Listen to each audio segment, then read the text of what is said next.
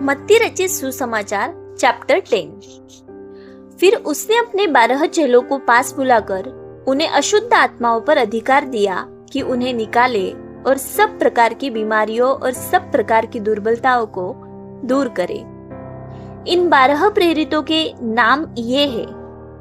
पहला शमौन जो पतरस कहलाता है और उसका भाई अंद्रियास, जब्दी का पुत्र याकूब और उसका भाई यूहन्ना, फिलिप्पुस और बरतुल्मै, थोमा और महसूल लेने वाला मत्ती, हल्फई का पुत्र याकूब और तद्दे, शमौन कनानी और यहूदा इस्करियोती जिसने उसे पकड़वा भी दिया।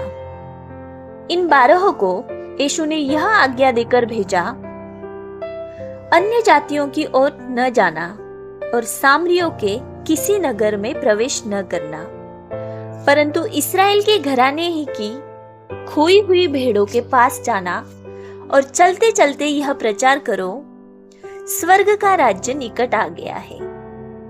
बीमारों को चंगा करो, मरे हुओं को जिलाओ, कोढ़ियों को शुद्ध करो, दुष्टात्माओं को निकालो।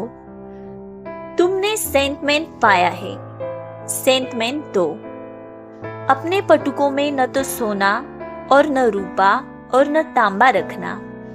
मार्ग के लिए न झोली रखो, न 2 कुर्ते, न जूते और न लाठी लो, क्योंकि मजदूर को उसका भोजन मिलना चाहिए।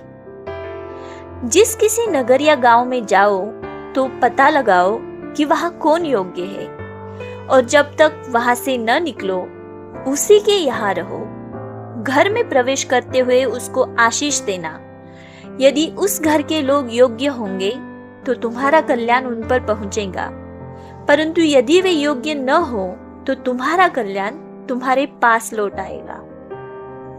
जो कोई तुम्हें ग्रहण न करे और तुम्हारी बातें न सुने, उस पर या उस नगर से निकलते हुए अपने पांवों की धूल झाड़ डालो। मैं तुमसे सच कहता हूँ कि न्याय के दिन उस नगर की दशा से सदोम और अमोरा के देश की दशा अधिक सहने योग्य होंगी।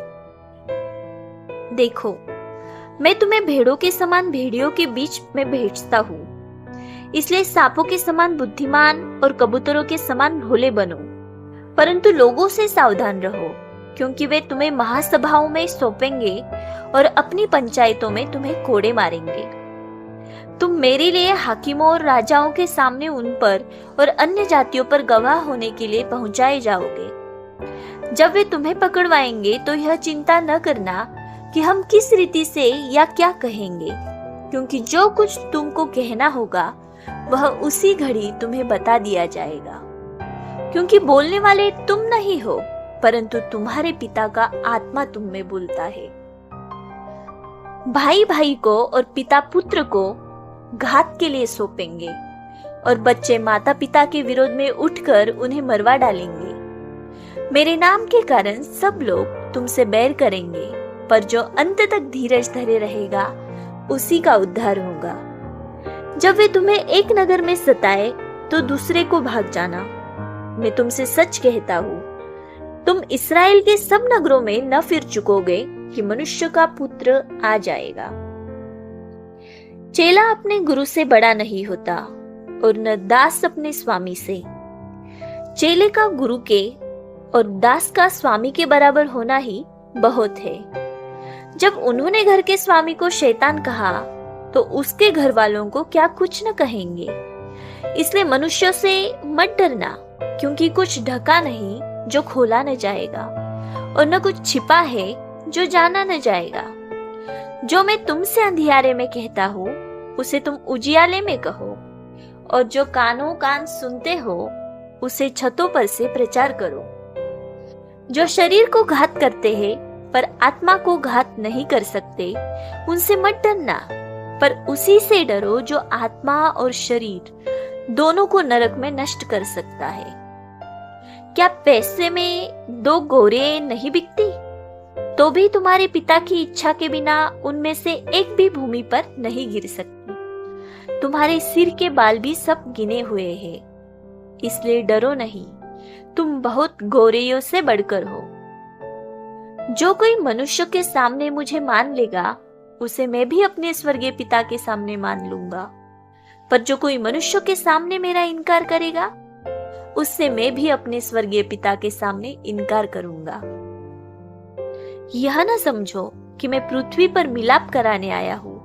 मैं मिलाप कराने नहीं, पर तलवार चलाने आया हूँ।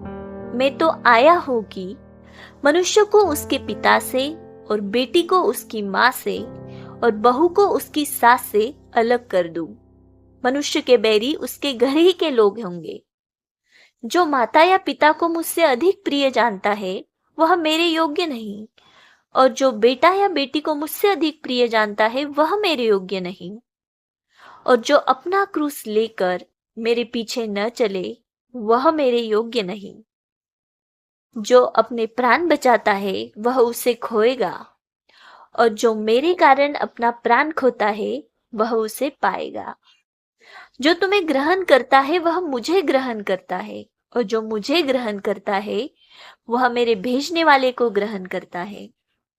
जो भविष्यवक्ताओं को भविष्यवक्ता जानकर ग्रहण करे, वह भविष्यवक्ता का बदला पाएगा, और जो धर्मी को धर्मी जानकर ग्रहण करे, वह धर्मी का बदला पाएगा। जो कोई इन छोटों में से एक को मेरा चेला जानकर केवल एक कटोरा ठंडा पानी पिलाए, मैं तुमसे सच कहता हूं, वह किसी रीति से अपना प्रतिफल न खोएगा।